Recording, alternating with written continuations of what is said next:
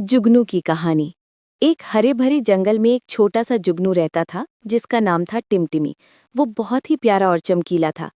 उसकी रोशनी बाकी जुगनुओं से थोड़ी कम थी, लेकिन उसके दिल में बड़े बड़े सपने थे। टिमटिमी चाहता था कि एक दिन उसकी रोशनी इतनी तेज हो जाए कि वो पूरे जंगल को रोशन कर सके। लेकिन बाकी जुगनू उसे चिढ़ाते थे। वे कहते, अरे टिमटिमी, तेरी रोशनी तो माचिस की तीली जैसी है, तू क्या जंगल रोशन करेगा।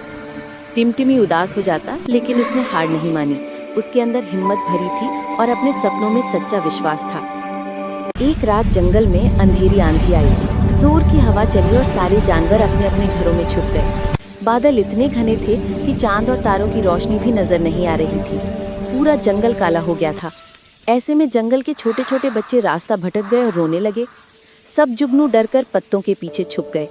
लेकिन टिमटिमी ने बच्चों की आवाज़ सुनी और उसे लगा कि आज अगर वो कुछ नहीं करेगा तो बच्चे खतरे में पड़ जाएंगे। उसने हिम्मत जुटाई और अपनी छोटी सी रोशनी लेकर उड़ने लगा।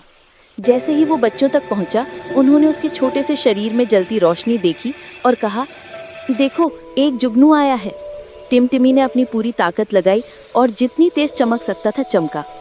उसकी रोशनी छोटी थी लेकिन दिल बड़ा था। धीरे धीरे उसकी रोशनी बढ़ती गई, मानो उसके हौसले ने उसे और चमका दिया हो। वो बच्चों के आगे आगे उड़ते हुए उन्हें उनके घर तक ले गया। रास्ते में उसकी रोशनी एक दीपक की तरह चमक रही थी। जब सब बच्चे सुरक्षित अपने घर पहुंच गए तो पूरे जंगल ने टिमटिमी के लिए तालियां बजाईं। बाकी जुगनू शर्मिंदा हो गए और बोले, टिमटिमी, हमने तुम्हें कम समझा, लेकिन तुम तो सबसे बहादुर निकले। उस दिन के बाद टिमटिमी पूरे जंगल का हीरो बन गया।